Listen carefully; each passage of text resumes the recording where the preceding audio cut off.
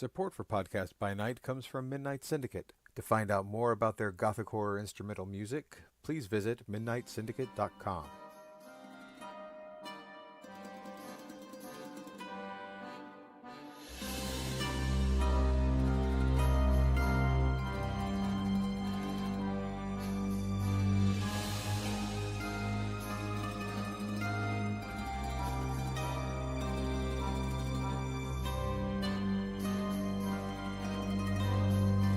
And welcome back, everybody, to Podcast by Night, the wonderful podcast that brings you the mysterious world of darkness. And this time we are going through, as always, Vampire the Masquerade. Yay! Yay! How you doing, Jen? I'm doing all right. How are you, John? I am fine. Actually, I'm better than fine. We just had our game last night, and boy, Yes, we did. that was a doozy. That was a doozy. Oh, yes.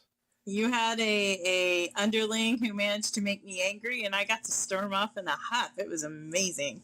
Oh my gosh, yeah, the drama never stops at a Vampire the Masquerade LARP, which the drama. which is exactly why we're doing this podcast. So that you too can get in on this drama. It's like Melrose Place with fangs and a lot less explosions. Or no, maybe just as many explosions and a lot less sleeping with each other. That's true, even though that does also sometimes happen. But remember, no sexy times. No, it's all about sexy time. Sorry, I couldn't help myself. Oh, that was a terrible segue. It's a terrible segue. That's right.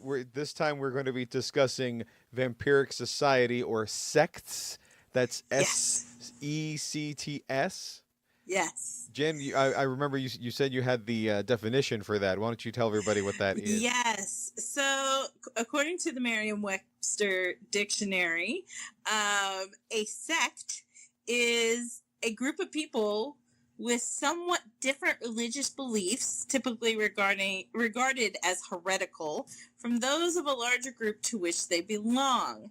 Now, amongst vampires, they aren't particularly religious in the grand scheme of things, but Vampiric Society is a larger group, and within that larger group, there are smaller groups that have coalesced together around particular beliefs, and they very much often do not agree with other vampires who coalesce together to create other beliefs. That's right. Remember, everybody, you used to be human once, so you do have the culture you came from, circumstances surrounding your unlife, whatever your embrace may be. There are certain clans that have prejudices that you either can overcome or completely ignore. Exactly. And being formerly human, you still kind of think with a little bit of a human brain. Humans are, by our nature, social creatures. We create societies, and vampires are social creatures as well. They kind of have to be when they feed off of humans. If humans are social creatures, they have to be social creatures too, because that's what they're dealing with all the time. And I think it's very easy for us to assume a vampire is sort of like tigers. You know, they go and they are lone hunters who have their territory, and nobody else crosses into their territory, and you know, they like to live as individuals. And then, yes, there are those vampires who prefer to live life on their own rules, but for the most part, most vampires ascribe to some form of society, whatever that society looks like. Exactly. So, yeah, you've got your preconceived notions, you've got your societies that you've built up, and vampires are no different. They have different ideologies. Are we going to be more domineering? Are we not? Are we going to try to blend in with the humans for our own safety? What is the nature of being a vampire? You know, that's a big divide amongst vampiric society. What does it mean to be a vampire? And what does being a vampire look like? That's a massive divide in vampiric society. Right. So in all this talk about societies, as Jen put on in our little outline here, the best place to begin is at the beginning. It's the very best place to start. And at the beginning, for vampires, well, there was a time before there was ever any sects of vampires. In fact, vampiric sects are actually a fairly new invention amongst vampires. For many, many, many millennia, there wasn't really much in the way of organization. Vampires have their own myths and legends about where they came from and how they came to be, and depends on where you came from and the culture you grew up in as to what the legends happen to be. But one of the more prevalent legends about vampires and their origins, it comes from a more Judeo-Christian background. This is the one that's common in certain corners of Europe. And that is the idea that vampires are all descended from the biblical Cain, as in Cain and Abel. And that Cain, he was made a vampire, and then he created some childer, and then he went and found a city for him and his kids to live in. And then his kids embraced some kids. And then they all lived in the city for a while, and it was all great, and it was all happy, until somebody did something that pissed somebody else off, and then there was conflict, and then that first city got destroyed. That seems like a running theme. Exactly, because then they tried this all over again. Cain decided to peace out because he got sick and tired of his dysfunctional family, and he peaced out, and the members that were left created yet a new city. So this was a second go at the first experiment. And guess what happened? Somebody did something to piss somebody off? And yeah, the whole thing went to hell again in a handbasket. This is a running theme amongst vampires, if you haven't noticed. So the second city gets completely destroyed, and this time by flood, and those that survive had to pick up the pieces. The ones that survived are actually considered the founders of each clan, but we don't know much about them or the societies that they created afterwards. It depends on what political camp and modern knights you kind of affiliate yourself with as to whether you, first of all, even believe those legends, and second of all, how you believed it all went down. But there's no clear, concise understanding of what happened in the past, because frankly most all those vampires are either dead or asleep. No one's seen them around for a very long time. And if they're that old, you really don't want them to wake up. No, you really don't want them to wake up. If That's you believe in that sort of thing. If you believe in that sort of thing. It's bad news bears if they wake up. Oh yeah. So it's only once we get into the last couple of millennia of vampiric history that we start to get on some solid footing as to how vampires kind of more or less organize themselves. So think about, for those of you who aren't history nerds like myself, that's about the time of the Roman Empire in Europe. So from that period on, we have a little bit better of an idea of how vampires organize themselves.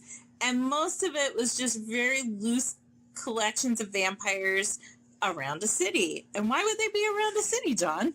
Well, that's where the people are, Jen. A hunter follows the food. Exactly. And you have to think at this time period in most of Western history, and I can, because of the nature of how the books are written, and Vampire the Masquerade as a game, most of it centers on Western history, I'm going to be honest.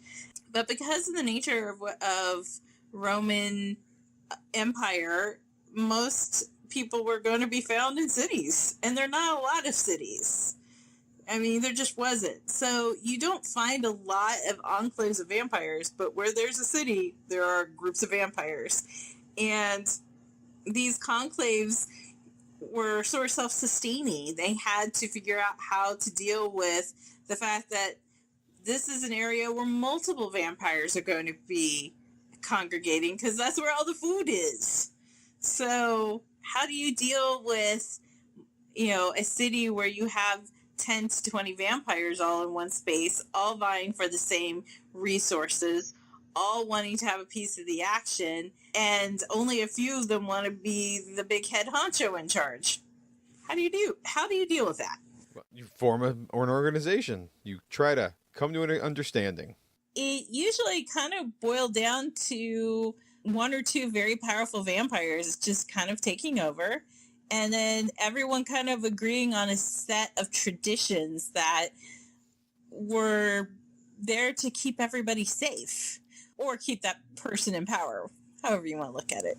Well, that was going to be my question with all this, is that if it took so long for these sort of groups to form between, let's say, the flood, Yeah. and also up until the second millennia or the Roman Empire, Yeah. what was the society like? Was it the system of essentially vampiric monarchies with their underlings? From what we can understand, and if you kind of take the Dark Ages in Europe as a model, I mean, I would argue, yeah. I mean, we know of certain vampiric societies in Rome and Carthage and Jerusalem, some really ancient cities, where it was basically you had one or two very powerful vampires. Maybe you had an enclave of a particular clan. Carthage, for example, is famous for being the enclave of the Bruja, while Rome was much more the Venture and the Malkavians. And they kind of set up shop, and they were the ones who decided on how things went. You had one very powerful leader, and maybe they had a group of advisors, and it was kind of their say. They created the rules and they created the traditions. And if you wanted to be a vampire who was living in their city, you had to pony up and do what they said, or they would just kill you. And there wasn't really anything you could do about it. Well, I guess if you have the biggest stick, you kind of listen to that guy. Well, yeah. And this pretty much is the norm we see as we go through the Dark Ages and the Middle Ages, is that the powerful vampires can lay claim to an area.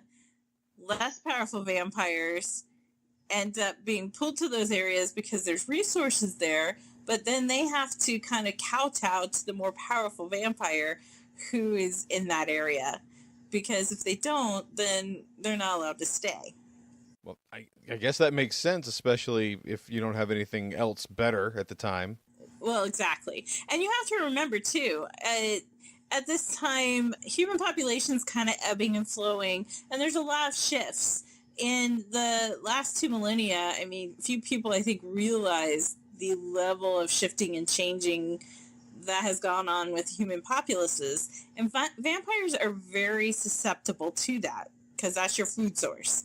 So, when you had a Roman Empire and you had the growth of cities, things were great, and you could have more vampires, and everybody could just figure out how to run their stuff however they wanted.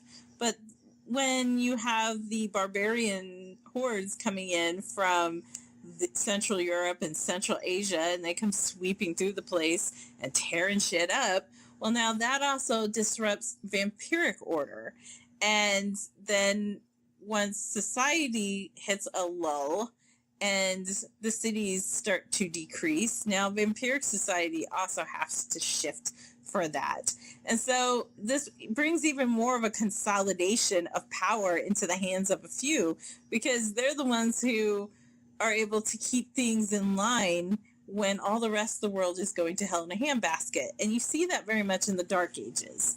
This is when we start getting into the idea of the city-state amongst vampires, of the vampiric lord or a vampiric prince, someone who is controlling a singular region. Often it was a region, because you got to remember, this is not a time period when you had these huge mega cities like we have right now. A city may only be 30,000 people, and that's not enough to feed multiple vampires. But you may have someone who controls an entire region, maybe even an area as big as a modern nation state, and they would control this territory, and everyone who lived in it, they may have a village in that territory, but they're all beholden to that one person who controls all of it. That's a lot to think on. But you brought up the notion of control and the Dark Ages. So that brings up the question of the rise of the power of the church. How does that affect it? Well, that's not good times for vampires. So as most of you know, the church begins its own slow ascent into power as the Roman Empire is beginning to fade. In fact, the church is part of why any piece of the Roman Empire survived, particularly in the West, in Western Europe. And so, because they become sort of the de facto cultural framework for humanity when you have all this other crazy bonker stuff going on, they start gathering a lot of power and they start converting a lot of people. All those barbarians who just came in and started tearing shit up, well, hey, if we convert them into Christians, then suddenly they're going to settle down and behave themselves. And the church becomes sort of that framework that no matter who you are or where you come from, at least you all are Christians. And to be a Christian means that you hate evil and want to do good. And what's evil? Well, evil is people like vampires. Vampires are pretty darn evil if you ask the church. Well, sure, they've got the human flock to worry about, and if their human flock starts dying off... Exactly. Vampires, by their nature, are everything the church doesn't like. They hide in shadows. They have powers nobody can explain. If you believe certain legends about vampires, they're apparently damned. There's a lot, and they're a threat to the human populace that the church sees itself as protecting. So, yeah, pretty much vampires are not high on their list of critters they don't like. However, vampires aren't the only ones they don't like. They're pretty much not keen on werewolves, on mages, on fae, anything that's like not in their little worldview, they're not particularly happy with. But vampires are pretty high up on that list. And the more power that the church has in human society, the more of a threat they start posing to vampires. And this is where we start hitting the Inquisition. And it's at this point, more than any point, I think that has the most effect on vampiric history. Because it's the Inquisition that leads to the basic conflicts that create vampiric sects. Right. The idea of, what is it? If you have a central threat, you have to figure out a way to survive because you can't openly combat it. Is that what they were thinking? Well, there's a lot of things going on. The late medieval period, and this is where I'm going to get a little history professor on you. So the late medieval period coalesced in a lot of bad stuff just going on in Europe. And again, I'm focusing on Europe because the game itself is really focused on Europe. So in the Middle Ages, you saw the human populace explode, and you're getting more cities, and vampires are starting to get fat and happy. They're like, hey, this is kind of nice. It's boom time for us. You know, they are now the lords and masters of all these domains. And when you have that much power and things are going that gangbuster for you, you get a little careless. And vampires were getting careless. They were embracing people because, hey, we have population for it, so let's embrace. What does it matter if I embrace 5 people? I like them. Maybe I'll keep them around for a while. So they're embracing people. They're starting petty wars with each other, and they're not really doing a lot to hide it from the humans. They are up to all sorts of shenanigans. And the humans, in the Dark Ages, of course, this is a much more superstitious time. So they're all like, well, all the bad things are happening are these existential threats from things like vampires. And humans will only put up with so much of that. You know, a little bit. They're like, it's freaky, but what can you do? But after a while, they're like, no, I'm sick and tired of creepy vampires doing the creepy thing and making my life miserable. I want to take them out. So this is where they start turning to the church a little bit. Vampires were starting to act with alarming impunity. On top of all this carelessness on the vampire's part is you now start seeing a shift between a growing divide between older vampires and younger vampires. Because in the middle of all the shenanigans, older vampires are using younger vampires as their pawns. So humans are now starting to get pissed off at vampires. Young vampires are starting to get pissed off at older vampires. And so this is starting to create a perfect storm of just people not happy with each other that is only made worse by the fact that we are now hitting a period in human history where there is a little ice age, which means that there are no crops, which means no one's eating. Now populations are starting to shift and decline. Oh, wait, now there's the plague. The Black Death comes in at this time period from Asia, cleans out anywhere from a third to a half of the populations of cities from Asia to Europe. So imagine you're a vampire who's just embraced by childer. You've been having war with your next door neighbor, and now the humans that you've been feeding off of have no food. They're all dying of disease, and there's human grief and catastrophe wherever you look, and they're not very happy with the situation, and they're pissed at you, the vampire. This is all leading to badness. That all makes a lot of sense because, as you said, in this point in time, all the humans are having a shitstorm of bad stuff happen to them.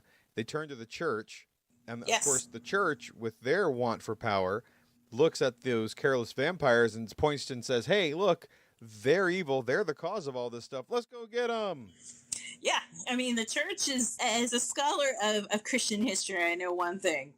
The church is really big on finding existential reasons for internal angst. And, it's always about someone else. Something else is causing the bad shit to happen. Our crops are failing. People are dying of the plague. Obviously, it's God's punishment on us because there is evil in our midst. Oh, look, there are vampires who are not being very good about keeping their shit under wraps. So let's go get those guys. And next thing you know, it's straight up like Gaston and Beauty and the Beast. And they're storming the castle. This starts threatening the vampiric way of life. Yeah, I can imagine of just a bunch of mortals, humans, getting together with almost a holy edict from the church saying, "Hey, I'm a good hunter, you're a good hunter. Let's go hunt these vampires. Let's find those agents of the devil and track them down and just kill them, get rid of them. Maybe then God will see how righteous we are." Yeah, and sometimes they didn't even say they were vampires. Sometimes they just said, "Look, there's a bunch of heretics hanging out in this mountain in France somewhere. Let's go hunt those guys." Oh, it turns out that those heretics hiding out in that mountain in France might just be vampires. Yeah, it was a lot of shenanigans like that. And because of that, the church started creating what it called the Inquisition. Now, in modern real life, we all know the Inquisition was partly to roust out heretics and partly to roust out supposed witches. But in the world of darkness, the Inquisition also was hunting down supernaturals, primarily of which were vampires, because vampires were the more obvious threat to humanity. Right. And so within that Inquisition, you would have, for lack of a better word, professional hunters armed with power of God. Yes. And they would take their faith and everything they've learned and go track them down. They would find their havens, their place of rest. And even with bumbling amateur hunters, they were a big threat. Exactly. So you kind of alluded to it a little bit. There were more than just the church. There was the church hunters, who often brandishing their true faith and the will of God and going down and hunting down the evil. There's also just plain old mortal hunters. They weren't necessarily associated with the church. Often they were just people who were sick and tired. They were just sick and tired of all the mess. They're sick and tired of the monsters. They're sick and tired of the threats. And they went and took matters into their own hands. And so those were the type who usually were like, I've heard all the legends and the stories and the fairy tales, and I'm going to go hunt these guys down. And the church was a little bit more organized. They had their own hunters who, often these were holy men, some women, and they quickly became very organized, and in becoming organized, they became very mobile and very threatening. And so for the vampires, now they had to deal with the fact that there are now humans who are openly not only defying them, they're hunting them down and they're coming to get them. Right. So when you've got, as you said before, the elders thinking that they can just throw their young vampires, these neonates, at the angry mob and think that that'll satisfy them, what happens? Do the neonates turn around and start pointing to the humans and saying, hey, look, no, there's the evil. He's even bigger than me. I am. Well, I mean, this creates a certain sense of chaos amongst vampiric society. You're right. The older vampires are like, well, this is bad. Well, how about I throw my 5 newly embraced vampires who don't know no better? How about I throw them at the hunters and hope that appeases them, or at least distracts them long enough for me to peace out and get out of the situation? Right, but what happens when that neonate is tired of being cannon fodder? Exactly. The neonates are like, hey, wait a minute, what? Why are we the ones who are getting hunted down? So this is creating a lot of conflict between the elders and the neonates, and the neonates start banding together and scheming with each other to try and get these elders removed, because first of all, the elders have all the power. The elders are the ones who've been bossing them around, and now they're using them as cannon fodder. Bunk that noise, they're out. And so they start banding together and uprising against the elders who have all the power. This kind of makes an already bad situation worse, because now not only do you have hunters looking for you, but your own vampire children are also rising up against you. And sometimes they're turning the hunters onto the elders and vice versa. And if they're not doing that, then they're the ones hunting you. It's all Wild West hunky dory cray cray. Right, and this leads to what becomes known as the First Anarch Revolt. Exactly. So the First Anarch Revolt is the term that they give to this period, because you have these young vampires who are basically throwing off the traditions of vampiric society, what little they were at the time, and they said, we do not have to listen to you. We are going to create a society where everybody's equal, and we're not going to be your cannon fodder. That the idea of respect for your elder and fealty to your elder and the strict adherence to the traditions of your bloodline that gone on for time out of mind for most of these vampires, right out the window. It's almost like the summer of love for the younglings. Never trust anybody over 30 years old as a vampire. Yes, the Anarchs were slightly more violent hippies. Yeah, there you go. Slightly more violent. I think there's a little less drugs and free love involved too. It was definitely, I mean, in a lot of ways, I think like the 60s is kind of sort of, it's not a great analogy, but there is a lot of analogy you can find in there where there is this conflict between the older generation and the newer generation, and the two sides not agreeing. Yeah, that was very much the Anarch Revolt. And this is all happening in the midst of the Inquisition hunting all of them.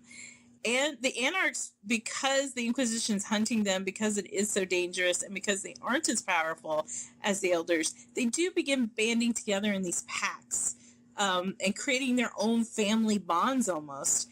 Vampiric society for so long have been built on this sire-child relationship, and with the Elders having control over the neonates. And they're throwing that structure overboard, and they are creating their own families of other vampires who are neonates like them, and bringing them together. And it's almost like, in the 1960s, people were leaving their mom and dad and going and living on the commune. It's kind of a not dissimilar idea of these younger vampires banding together in groups and family units that were not the traditional ones for vampires up to this point. Okay, so you've got all these old elder vampires, and I have to contend with this. What do they do? How do they come to some sort of resolution? Well, the older vampires, they realized, I mean, first of all, they found this whole Anarch revolt as an affront. Of course they did. But, and this conflict raged for a long time. It was years and years of this. But the older vampires quickly realized it wasn't sustainable. If we keep doing this, then the Inquisition's just going to keep looking for excuses to come and hunt us down. Because all these conflicts between young vampires and old vampires it was just underscoring the vampiric situation for the Inquisition. And the older vampires realized we need to act quickly in order to protect ourselves. And we want to protect ourselves in such a way that the Inquisition will not be coming after us, that we can hide from the Inquisition and have accountability to each other against the Inquisition. At the same time, we want to protect and keep our old traditional pathways of power that we've always had. They don't want to give that up. And so in 1493, they get all together in England, and they get all sides to the table, Anarchs, Old Guard. They get them all to the table, and they have a discussion to try and end open hostilities between the young vampires who are revolting and the old vampires who are like, we don't want to give up being in charge. And so many of the Old Guard vampires and those loyal to the Old Guard vampires formed a coalition of clans, essentially.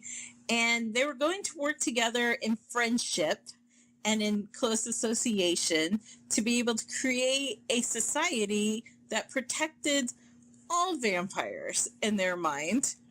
And they called this, since it was a cooperative, a friendship arrangement, they called it the Camarilla, which Camarilla means friend. And they all agreed that we're all going to work together and we're going to stop attacking the Anarchs. And the Anarchs, if they agree to it, will stop attacking us. And so they started making this arrangement. And on top of this, there's this one lone clan out here who's also kind of doing their own thing, and that was Clan Assamite. And so they had to get those guys under control too. So they bring all these people to the party, and all three of these groups, they kind of come together and they work out a peace. And the Anarchs, they went along with it kind of begrudgingly. And the Assamites were like, bunk this. We don't want any part of it. This kind of left a tenuous situation. The Assamites eventually were brought alongside a few years later after some other shenanigans happened. And we'll get more into that when we talk about Clan Assamite, because there's a whole bunch of shenanigans that happen. But eventually they get them on board. So a peace is brokered between all sides. The older vampires get what they want in the form of the Camarilla. The younger vampires who don't want to participate in the Camarilla at least agree that they're not going to be hostile to the Camarilla. And so they create a treaty that allows the two sides to at least coexist, even if they don't like each other. And Clan Assamite eventually is put down and settled. And like I said, we'll discuss that later. But then there are two other clans in all of this who were just not going to be appeased. No, hold on. What was that agreement? What was that called? The Camarilla and the Assamites, they came together and made an agreement that was called the Convention of Thorns. The Convention... Thorns is the town in England where they had this big meeting and this big discussion. And the convention is basically because you got everybody together in one room and they all talked. So it's the Convention of Thorns. Right. So that's a Comic-Con. Yes, it was the first Comic-Con. Everybody cosplayed as vampires. And so at the Convention of Thorns, the Old Guard, who created the Camarilla, and the Anarchs, they all came and agreed and said we aren't going to be hostile to each other. Clan Assamite was not ready to deal. It took another 3 years before Clan Assamite was brought into negotiations that brokered that peace was called the Treaty of Tyre. And Tyre being a name of a city in the Middle East. But actually, I'm not certain that's the Tyre they're talking about, but it is the Treaty of Tyre. It was the one that ended the open hostilities between Clan Assamite and the newly formed Camarilla. But not all was well, not all was peaceful, because amongst all those different arguing parties, there's still two clans that were running around amongst the Anarchs who wanted nothing to do with the Camarilla, and the Camarilla wanted nothing to do with them. And they were all perfectly happy to be still hostile to each other. And those two clans were Clan La Sombra and Clan Shimase. Those two clans had, in the middle of their Anarch revolting, managed to kill their clan founders, or so they said. The Camarilla wasn't really down on that. They're like, that's not something we want to brag about. So we're not really comfortable with you guys being in our little tea party. We don't think that you really belong amongst us. And the La Sombra and Shimase were like, yeah, you know what? Fuck your tea party. We didn't like you anyway. So we're going to go over here and play with our own toys. Ne'er the twain shall meet. Those two clans would become the heart and soul of an entire other group of vampires that we will be covering, core group that forms the Sabbat. At the end of the day, these initial wars ended up, being resolved. The wars ended, and then Vampiric Society reorganized itself into something new. The problem is that no one could agree on what that new should look like. And so in modern nights, Vampiric Society has splintered into different groups. Those groups are often constantly in conflict with one another because they don't agree with each other. They're idealistically different. Now, with the formation of these groups, the Convention of Thorns, the Camarilla, and the Treaty of Tyre, and you've got the Assamites, the Anarchs, and the founding members of the Sabbat that say, "Hey, we're going to go play in our other sandbox." Did this actually work to help keep them safe? Yes, no. I mean, depends on what you mean by safe. Well, did the humans stop mobbing up and coming after them? Did the Inquisition stop? Well, it lessened. The Inquisition never really stops. The Inquisition never really goes away. It is not the overwhelming threat to vampires that it once was. And Vampiric Society eventually does go on. Vampires are not hunted out of existence. But the Inquisition's still there, and they're always a threat, and they're always in the back of vampires' minds, especially from anybody who was alive during this time, and quite a few vampires who are elders in modern nights were alive during this time, and they remember, and they are super hyper paranoid of history repeating itself, and they are very afraid of the Inquisition and mortal hunters. All the worse because modern society is a lot less insular, and information flows fast and free in modern society. So that is a danger to most vampires, because what they're afraid of more than anything is that humans will catch on that they exist. And what the Inquisition taught them more than anything is that humans are not helpless. Humans are not powerless. And if they want to turn on you, they will, and they can, and they will destroy you. Right. So with the coming of the modern knights and the formation of these groups, and the ending of open hostility, that sort of is where we get the idea that these superstitions, these legends sort of faded out of human memory. They forgot about this. They became scary stories to go around a campfire with. Yeah, as times changed with humans, most of these stories became legends. And honestly, vampires help foster that. What? There are vampires in the world? That obviously is just myth and legend. Those are fairy tales. Vampires help foster that because they didn't want humans to believe in them. So the more they could obfuscate their existence and hide it, the better. And humans just stopped believing that vampires were real. I mean, it certainly helped that right on the tail of the Inquisition came the Enlightenment. And, well, it first came the Renaissance with its humanities and its focus on the human rather than the existential as being the center of the universe. And then right after that's the Enlightenment with its scientific revolution. And suddenly we can all explain and reason our way through why the world works the way it does. Human hubris comes to the point that humans believe that through understanding and rationale, they can explain everything in the world. And obviously, vampires can't exist because human reason and rationale has said that they can't exist. Right, and that's just how the vampires like it. Exactly. And of course, we all know vampires helped foster that belief. They're like, yeah, totally. Vampires couldn't exist if humans can't figure out a way for them to exist completely. That's the answer. Vampires know better, though. So with that brings us into the modern nights, as you've said. Yes. And so in the modern nights, we really are looking at three main groups of vampires, a vampiric society.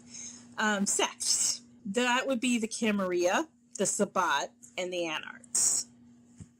And they still exist. The oldest of these groups is the Camarilla. And not only are they the oldest, they're the most influential. And the Camarilla, like we said, was formed out of mostly the elders all getting together and saying, if we don't band together, then we're all going to fall as individuals. And so they spoke up for each of their clans and said, my clan's willing to step into this relationship if your clan's willing to step into this relationship. And maybe we can get that clan in on the relationship. And so the Camarilla is made up of 8 of the 13 known clans of vampires. And which by itself means that it's fairly powerful. Most vampires actually will be a part of the Camarilla. And the Camarilla has its own laws known as the traditions. These are all born out of the same traditions that had kind of grown and evolved in vampiric society over the centuries. And the greatest of these traditions for them was called the Masquerade. In fact, that's where the name Vampire the Masquerade comes from. It's the fact that the masquerade is what vampires have to live with every night. It is hiding who you are as a monster from the rest of human society. Because if you don't hide it, they're going to come and hunt you down. And the Camarilla, being as big and as powerful as it is, it has the most influence. It controls vast sectors of human life across cities, across states, across national governments. And it's more or less organized on the old city-state model from the Middle Ages. So pretty much everything that existed from before the Anarch Revolt in terms of vampiric society eventually became the model for what the Camarilla would become. Right. So you've got the elders usually are running the show, then you've got the ones next down under them, and then you've got lackeys under them. Exactly. And the Anarchs are the second oldest group, vampiric organization. But even though they're the second oldest group, they're actually the least organized of all the groups. The Anarchs are born out of those people who rejected the power structure of the elders, the power structure the Camarilla embraced. And they did not believe in the strict adherence to the laws and the traditions of the Camarilla. I mean, that's the stuff they just rebelled against. So they believe in a dream of equality amongst vampires, a utopian vampiric society where everyone can live their life and, do it the way they want without the heavy hand of an elder prince telling them what to do. It is kind of a little bit of a pipe dream, but it's a pipe dream that has a lot of followers. It's sort of the hippie pipe dream on paper, it sounds great, but in practice, it hasn't worked out nearly as well. But there are many anarchs out there. They're just people who do not want to live in the Camarilla system. They don't want to necessarily be hunted down, but they also just don't want to have to live under somebody else's rule. Now, do they follow something like the Masquerade as well? They do. And I think for the same reason the Camarilla does, because they don't want to be hunted down. But they aren't subject to Camarilla law the same way that a neo-native Clan Ventru would be. Because they live outside the Camarilla, they don't have status in the Camarilla, they don't respect Camarilla titles. And the Camarilla doesn't have to respect any of their titles. They're kind of outside of the mainstream Camarilla law. But that being said, there are certain protections Anarchs have. Because of the Convention of Thorns and the Treaty of Tyr, there is a non-aggression pact between the Anarchs and the Camarilla. The Camarilla is not going to go out and start killing off Anarchs if they're in a city, as long as they're not in the Camarilla-held territories. If they behave themselves, if they don't break any of the Camarilla laws, if they're not jerk faces, if they just behave themselves, the Camarilla often will just leave Anarchs alone. And Anarchs will just do their thing without trying to piss off the Camarilla. The problems come when one or more of those parties doesn't live up to their side of the bargain, and then you start getting conflicts between the Anarchs and the Camarilla. Yeah, that makes sense. I mean, somebody else wants to come mess with your city, and you're like, no, man, this is my city. This is my town. Yeah, like, who the hell are you? And, why are you stepping up in here? Yeah, elder, I don't care. How old? Whatevs. Yeah, usually an elder will take a dim view of a neonate who comes in, like, pissing on the carpet. They're just not really happy with that. And that tends to make many an elder just kind of turn a blind eye to that Convention of Thorns and go, I bet you I can find a loophole in Camarilla law for me to rub out that little pissant anarch right there.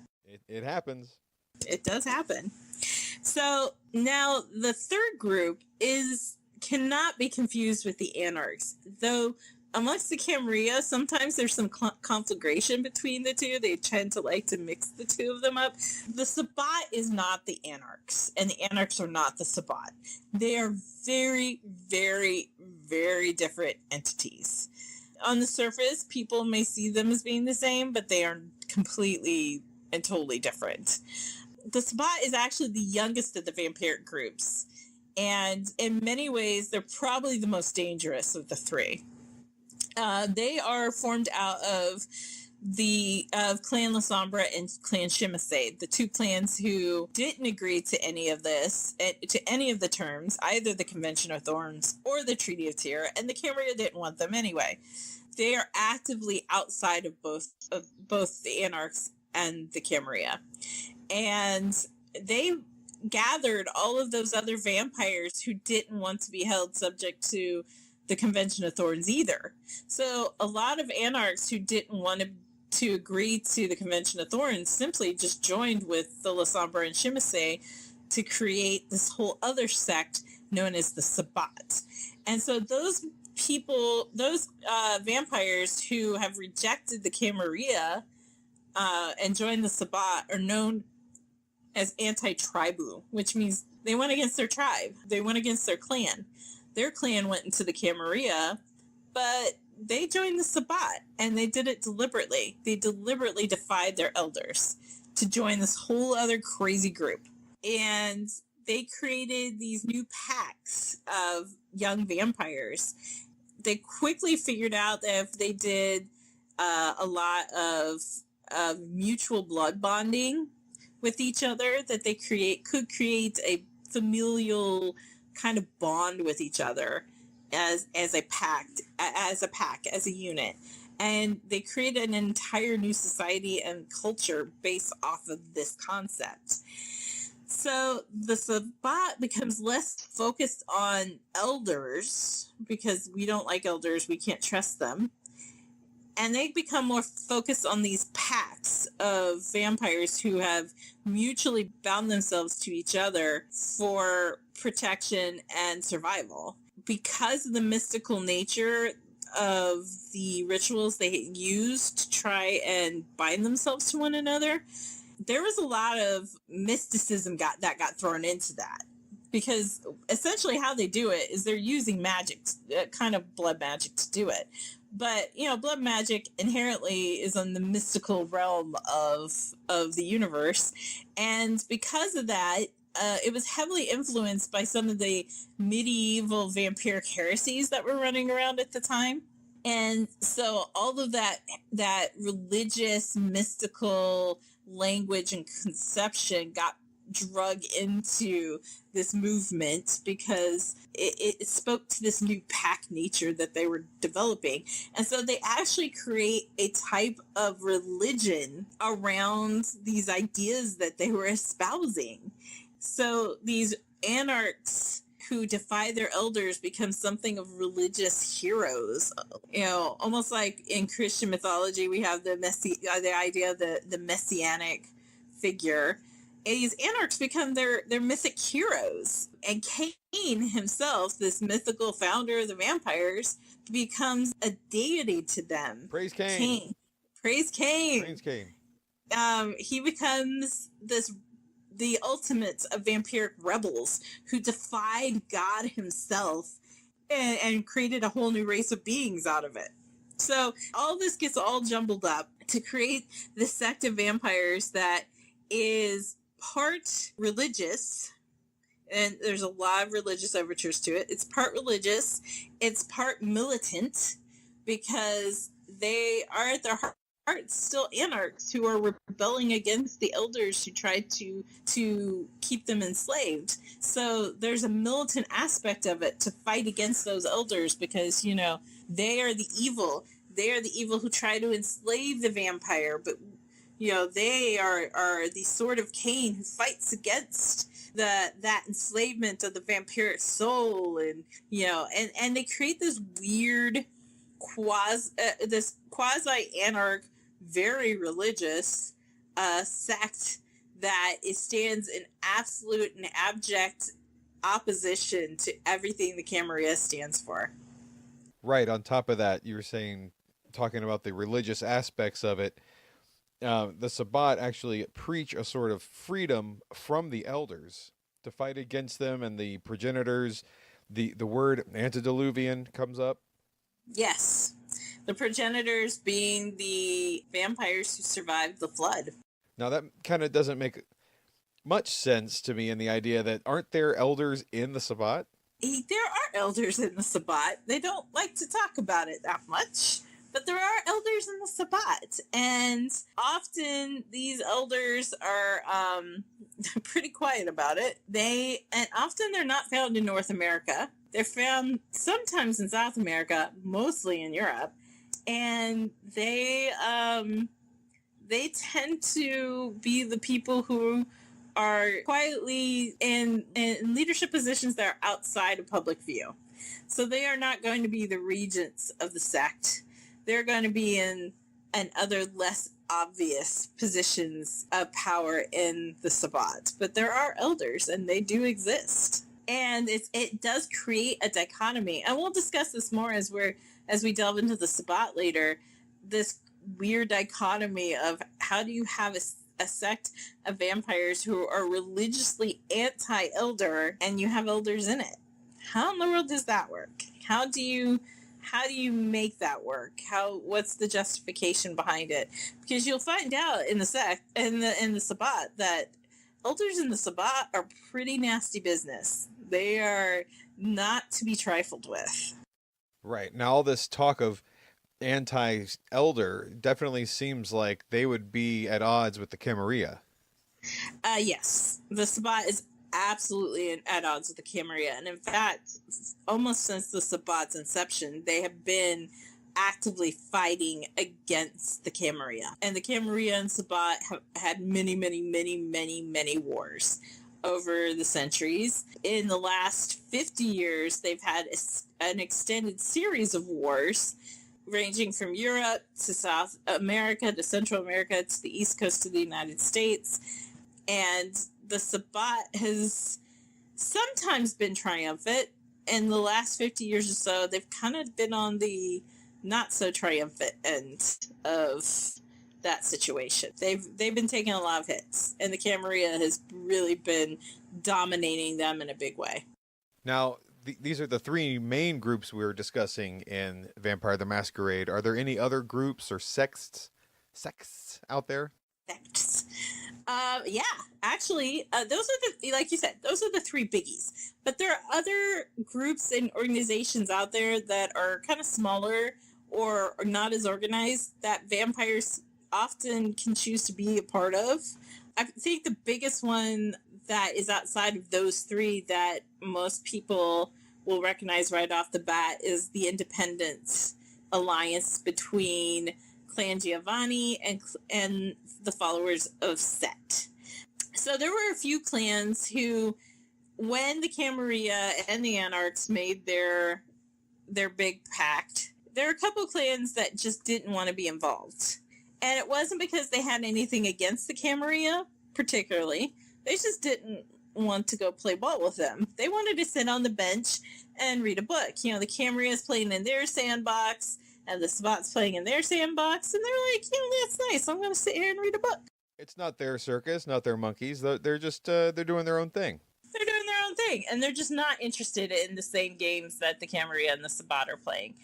Clan Giovanni and the followers of Set were two of those clans. And because they're kind of off doing their own thing and they're not playing with the Camarilla or the Sabbat, they often just go about their own business. Sometimes they work together.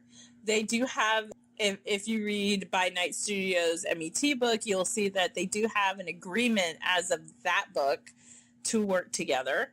They just really just don't participate in the larger political structure of the other sects. They have their own agendas, and they're busy pursuing their own agendas. They do intersect with those groups on a frequent basis, but they try to be as even-handed as possible when they do deal with those groups, because they're not really interested in their argument. They have their own stuff they're dealing with. So on top of the independent clans, there's this whole other group of vampires who I know this is going to shock you, John. There are vampires who live not in Western Europe or any of its colonies. What? Yes, there are vampires. Shocked that there's gambling in this establishment, sir, because there are vampires who live in the Middle East, and they don't have a society that looks anything like the Camarilla. What are they called? They're called the Ashira, the courts of the Ashira. And they are the vampires of the Middle East. Almost the same exact clans as you'll find in Europe or any other place that Europe went and colonized. But because there is a cultural divide, they just were divided away from all the conflicts that we just described that happened in Europe. So they have a whole other culture and a whole other society that only come recently into heavy contact with the Camarilla. So it looks very different. It's much more influenced by the fact that these are areas that at one point in time had either been under Roman rule or Muslim rule or even some older rules. You'll find religions in there that haven't been seen in centuries amongst many vampires are old, and so they still have their old religious practices. There's a lot, and it's very culturally different than the Camarilla. Right, let's worship Zarathustra, just like we used to. You know what? I have to say, there's a lot of fun stuff you could do as a vampire in Zoroastrianism. I'm just throwing that out there. Yeah, so the course of the Ashira are the vampires of the Middle East. But they're not the only vampires who are non-Western out there. There are also the Liban, who are the vampires of Africa. And again, a lot of these vampires are the same clans that you will find in Europe, but it's just a whole different culture and a whole different society structure. And they have a very different view of each other and who's in and who's out than the Camarilla does or the Sabbat does. And it's really fascinating because, again, you can see how much these wars and these battles and these arguments these vampires fight tooth and nail over are really just constructs. These are all constructs, and they are the ones who created them. Because you see the Libon and the Ashira do it differently than the Camarilla and the Sabbat do. Right. A vampire anthropologist would have a field day. Oh yeah, no, I'm certain Beckett has written oodles and oodles of books somewhere, and here's how they do it in South Africa, and isn't that so weird compared to how they do it in Italy? I think they did it better. You know, Beckett's got that stuff somewhere. Of course, it's hiding in a library. So there's different cultures out there that I'm sure for a vampiric sociologist, they are probably just about losing their minds because they're like, wait, you mean this craziness isn't the only way we can look at vampiric culture? Vampires are not known for being very multicultural or thinking very much along global lines. It's just the way they are. Who knows? Who knows what the new century will bring? So, in thinking on that, though, I mean, obviously we've been talking a lot about the Camarilla and the Sabbat and the conflicts that they have and the never-ending wars between elder vampires and neonate vampires and all the games that they play and the conflicts. There is a group of vampires out there who have said, you know what? We want nothing to do with this craziness. We're done. We're absolutely done with, all the infighting, the power grabs, the puppeteering. What is known amongst vampires as the jihad. The jihad is the great war between all the different warring factions of different vampires. These vampires have chosen to actively remove themselves from those conflicts. And they are known, at least in rumor, they're known as the Incarnu. And again, I say rumor here because nobody really knows if the Incarnu exist or not. It's rumored that they do. If you meet one, chances are pretty high you won't remember it. Or if you do remember it, you'll never see them ever again. Because they don't want anything to do with you. You're still caught up in the middle of this jihad. You're somebody's puppet and pawn somewhere. And they don't want to have a piece of that. Because they know that that's bad. So they remove themselves from it. And they tend to go and hide out by themselves or in groups amongst each other. And they will observe vampiric society, but they won't participate in vampiric society. So they're not quite the Men in Black. They're more just like an urban legend among vampires. Exactly. They're an urban legend. Most people don't believe that they exist. They're kind of colloquially known as watchers because they do watch vampiric society, but it's not ever shown that they interact with vampiric society. And there's a lot of rumors about what the Incarnu are and what they're doing. One of the biggest rumors you'll hear about, if you hear about the Incarnu, because again, this is not something that people are just going to be bringing up. This is not like every neonate on the street has heard about the Incarnu. And if you've heard about the Incarnu, chances are pretty high that you're never ever going to meet one. Some of the rumors that float around about the Incarnu are like they're vampires who've decided that they are going to try and find Golconda, which is this mystical search for the end of your vampiric nature, however that works. And no one's really sure how that works. Some say that they are the ultimate puppets of the antediluvians, which, who knows if that's true. Some say they're just like hermits on the side of mountains who are like kind of like bodhisattvas. You go there and they tell you things in deep koans that you cannot understand. And yeah, who knows? Nobody knows what an Incarnu is. That's how I like to think of them. As Buddhist bodhisattvas? Buddhist bodhisattvas, that's right. They try to become one with the mountain. Being the early Christian historian I am, I like to think of them like the desert fathers in Egypt. They go hide out in the desert and, fighting with demons. I don't know. You never know. That's a good story, too. Exactly.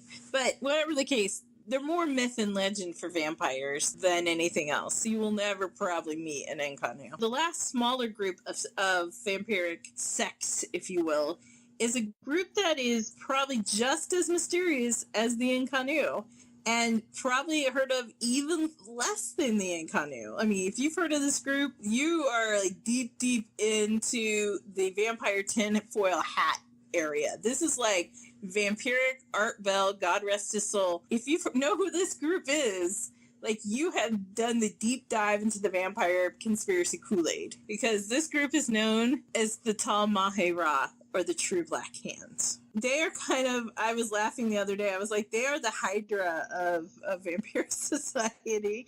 They're vampire death cults, is what they are. And they worship these three truly ancient beings that they believe are antediluvians.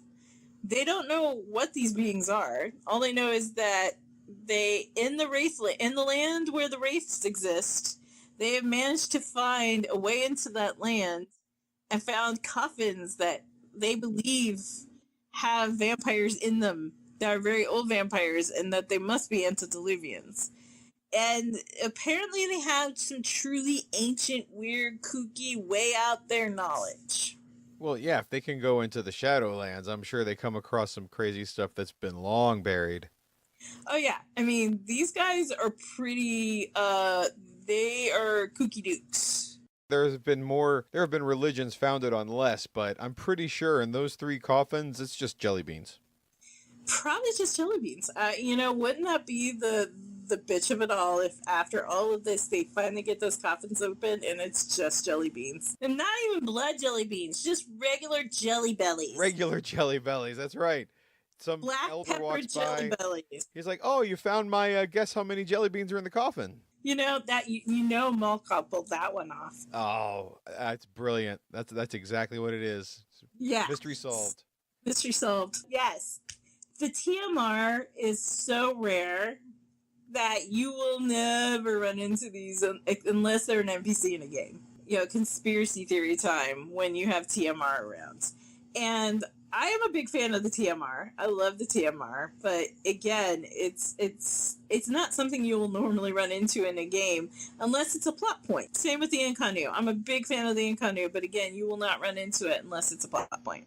So in any average game, you're only going to run into like the three main groups. Most of the time, you're going to run into either the Camarilla or the Sabbat or an Anarch. You might probably run into a Giovanni or a Setite. Maybe there might be one or two in a game, but the rest are going to be super, super rare. So I guess for the average player, just kind of forget that they exist until maybe someone brings them up in game, and then you can just totally just plug that player for like, hey, what do you mean? Who is that? Tell me all about it. Yeah, that's when if someone ever comes up to you in game and says, I am a watcher, then you can start frantically looking through your abilities and seeing which one of them will give you information on what the hell a watcher is. And if you don't have the right information, you will not know. It will make no sense to you. None whatsoever. None whatsoever. Right. So each of these sects, they have their own rules, ideologies, and their own agenda. They've got an end game. Exactly. And each one of them has their own particular goals. The Camarilla's end game, pretty much control everything and make sure that the world is safe for the elders and all their minions, and they can do whatever they want. Right. Maintain status quo. Let's just keep going as we're going. Isn't this great? Exactly. While the Sabbat is like, fuck the elders, let's tear it down and we'll rule the world. That's right. And if they come back, we'll eat them and keep going. Exactly. At the end of the day, each of these groups is trying to figure out how to survive in the world while keeping on a hold of their own souls. Because at the end of the day, every vampire, that's what they're most concerned about, is how to survive and not become the monster that I am. And so sometimes this can prove a little bit more tricky than you would think. And so over the next few episodes, we're going to be actually doing a deep dive into one of these major sects. Right. We're going to be looking at the Camarilla because 9 times out of 10, this is going to be the group of vampires you will be playing. Exactly. If you're playing in a LARP, most of the time the LARPs are going to be Camarilla. Yeah, it's no secret why they're the easiest for anybody to like walk into, as their humanity is so high. They definitely come from a more recognizable background for most people. And also, it's very easy to come in as that neonate, that lackey, as a new player, and sort of get lay of the land without having a lot of responsibility. Yeah. And so we're going to try over the next few episodes to discuss the intricacies of the various relationships, good and bad, that come with living in the so-called ivory tower that is the Camarilla. We're going to be covering Camarilla law, which is kind of important. We're going to have an ST corner where we're going to be discussing status and boons, which is a huge aspect of kind of working in the world of the Camarilla. And then we're going to do what John's been itching to do since the beginning of this podcast. Itching. We're going to be looking at the 8 Camarilla clans. Finally. I know this is what everybody's chomping at the bit for, but Jen and I talked about this, and she was right. She was right. If anybody comes into this game brand new, this is a lot of groundwork that we need to be laid so you're not overwhelmed by any of this stuff. Yeah, I mean, it's great to know, hey, I'm a Bruja, but if you don't know what a character sheet looks like, or hell, what the Camarilla is, you're going to be floundering. And we don't want you floundering. We want you to be happy and walk in here and be like, hey, I can go toe-to-toe with that person over there who's a nerd who's been playing this since 1993, you know? Absolutely. It's even happened to me that I walked into I've been playing for a few years, but I'd walked into a brand new game with a brand new character, and I was treated like the new kid. Exactly. Because it's like, well, who are you? You don't know anything about this, blah, blah, blah. I'm Prince, and how are you useful? I never did that to you when I was Prince. No. It was never anybody that you may know. It was with another group, a whole other troop of players that will remain nameless. Well, and that does happen. The whole point of this podcast for the two of us is this is to inform the new player. It's also to kind of refresh the old player. And so we wanted to kind of lay all this groundwork before we even got into these deep dives. So now we're going to be looking at the Camarilla, which, again, one of the most powerful sects. And it comes with its own host of problems. So we're really excited about kind of taking the deep dive into, the ivory tower and seeing all the cray-cray that goes on in there. That's right. And if anybody's a fan of the show called Scandal, this is a great overlay for that kind of plot devices. Yes, Scandal is a great show to be watching to kind of get a feel for the Camarilla. I also like to throw around Game of Thrones a lot, not just because I love it, but because the heavy politics that goes on in it and a lot of the structure is analogous to the Camarilla. Things like, you have the king and the hand of the king and all the plotting that goes on behind the scenes, and so all the shenanigans, not the blood and the boobs, but the shenanigans that go on in Game of Thrones. That's a great primer for politics in the Camarilla. Right. So as long as you take Scandal, you take Game of Thrones, you think of these people as vampires, boy, does it really, just sort of take it up a notch. Yeah, House of Cards. House of Cards is another great show for the Camarilla. If you wanted to start prepping, these are all shows. We're just throwing these out there because start watching these shows and start getting your head wrapped around like this high-level cutthroat politics. Yeah, welcome to the Camarilla. But don't worry, if you're a little bit more action-minded, there's still plenty of that. You've got, the law keepers, the assassins. There's something for everybody, let me tell you. Exactly. So we hope that as we go through the Camarilla, you'll get to know it a little bit better. We hope that we make it a little less scary, and you come to embrace it, because there's a lot of fun that can be had running around in the halls of the Ivory Tower. Absolutely. At this part of the podcast, we're going to give you our book list, our reading list for this episode. Yes. So I'm just trying to think through some of the books that would be most useful to you if you're like, hey, I really want to read up a little bit more on some of the stuff that they were mentioning. I highly recommend everyone, no matter what, if you're playing a vampire, you go pick up a copy of Guide to the Camarilla and Guide to the Sabbat. Those two books tell you almost everything you need to know on how each of these different groups works, what their ideology is, like how they're structured, all the things you need to know to make it in playing either the Camarilla or the Sabbat. But there's also some other books out there that kind of speak to some of the other sects that we discussed today. Right. I think Veil of Night, I believe, talks about the Courts of Ashira. Yeah, Veil of the Night is the Courts of the Ashira. And then Kindred of the Ebony Kingdom are the Laban. Yes.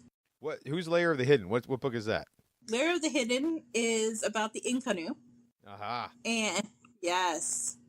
Dirty Secrets of the Black Hand 1 and 2. DSBH is like one of my favorite crack books. The first one. I loved it so hard. Go read it. It's not an easy read. I'm going to just say it. Neither the first or the second is easy reads. But they kind of show you the crazy that is the TMR. So go read Dirty Secrets of the Black Hand. You'll see why I call them the Hydra of the World of Darkness. Because they're very, very... It's this whole weird death cult vibe. I don't know. You're like, how does this even make sense? What do you mean that's aliens? So summer's coming, when you go to the beach, a little light reading, Dirty Secrets of the Black Hand. Yeah, exactly. Those are just fun books to read. I mean, if you're a new player walking in the door, by no means does anybody expect you to be reading like DSBH or Lair of the Hidden. That's some deep dive vampiric lore there. So you really don't need to read that walking in the door. It's helpful to read Guide to the Camarilla or Guide to the Sabbat, depending on the game you're going into. But the rest of these are much more just for your edification and, if you're interested in knowing more, like reading Rainbow, to know more, here are some books you can read. Excellent. We're gonna put that in there. Da-da-da. So, yeah, we hope this has enlightened you a little bit more about Vampiric Society, kind of how it works, the pitfalls it faces. And as we continue, we'll be covering all the others. Camarilla we're covering first because it's the most prevalent, but we're hoping to definitely hit the Sabbat up. That's going to be fun. Oh, yes. Praise gain. Praise gain. So we look forward to going on this journey with you. All right. Well, thanks for listening, and we hope you enjoyed this episode. Please tune in next week for the next one. Like Jen said, we're going to be discovering the deep dive of the Camarilla and finding out the hallowed halls of the Ivory Tower. Till next time. Till next time. Take care. Bye. Bye. If you would like to reach us after our normal podcast hours, we can be reached on Facebook at Podcast by Night, on Twitter at By Night Podcast, or at our email at podcastbynight@gmail.com.